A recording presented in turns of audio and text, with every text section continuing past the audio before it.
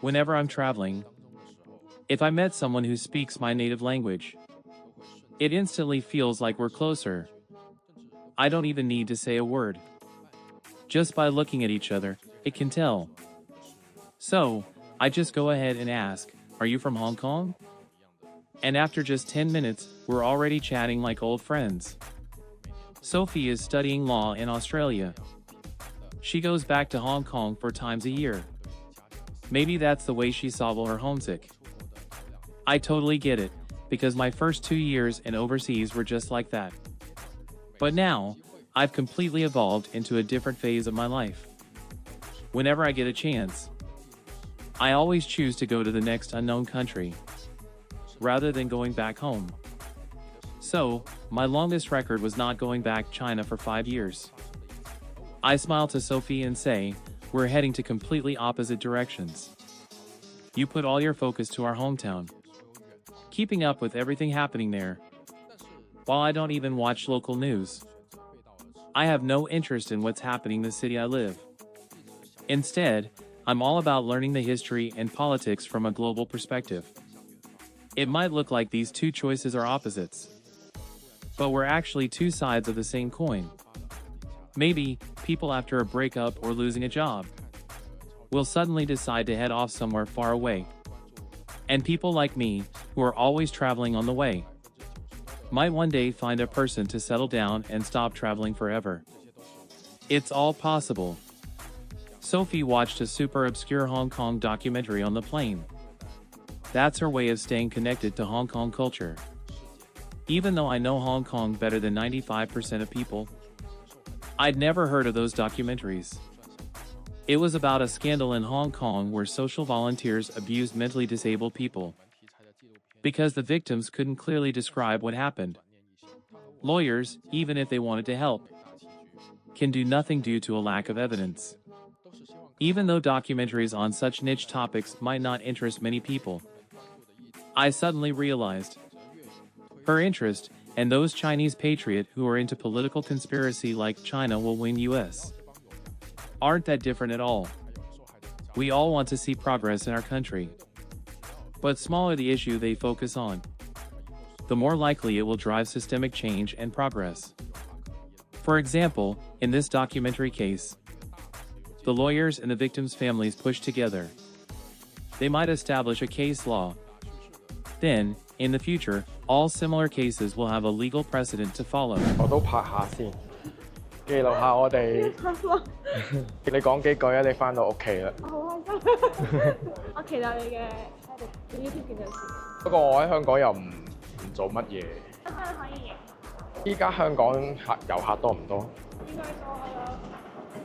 尖沙咀有旺角啊嗰啲。我有時聽阿陶傑講咧，佢咪話依家啲人反而上深圳食嘢。哦，係啊，我屋企人有咯，但係我冇咯，因為我冇平食。一慣一個都唔係好麻煩嘅。係啊，唔麻煩嘅，怕懶啫。嗱，呢條走廊都好熟悉。係啊。好似每次翻都係咁樣行，一路行一路行。你會唔會覺得香港依家冷清咗啊？記得由好細個已經行呢條路㗎啦，好似10零歲就已經有。冇見過啊？係啊，我仲未去過日本。因為我每次都向左，即係向左邊飛。咁因為日本零舍喺右邊啊嘛。這畫面帥。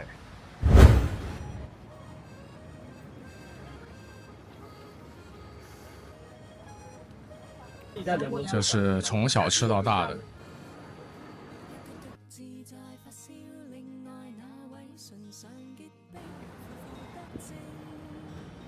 This is really the place we hang out at teenager old time. I often come here in my early 20s.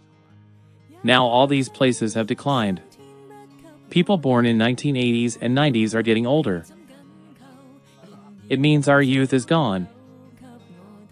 Every time I have a chance to come back to visit here, it's a little bit sad. One is that you can't feel the old days as fun anymore. Second is the political environment is getting worse and worse. These leather shoes. It was the same style 10 years ago. I feel like the time just stayed in 10 years ago in some aspects. I was excited to buy these outfits when I was young, but now just completely lose interest on clothes. It seems that there are fewer and fewer things can make you happy.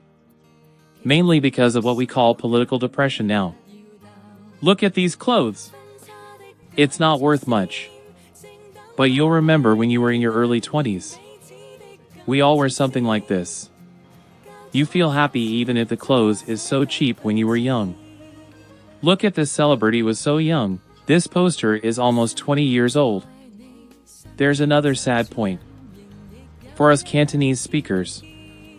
The sad point is the decline of Cantonese language. In the past, in 1990s, even people in Northeast China could sing Cantonese songs. But now, you see there are some shop owners. They speak Mandarin. Because Hong Kong is the best preserved place for Cantonese language. The percentage of Cantonese-speaking population is dramatically declining, not to mention Guangzhou, Shenzhen. The whole culture is being suppressed by the Northern Authority. For Western people who don't get it, please compare to similar case like Spain and Catalonia, case like Switzerland have 4 official languages. But China government is an authoritarianism regime, that's why they always being hostile to other local cultures even under their control. They are afraid of the centrifugal force and prosperity that created by Cantonese language might one day take over their power, even though this possibility is less than 1%, they will still, what we call strangled in the cradle.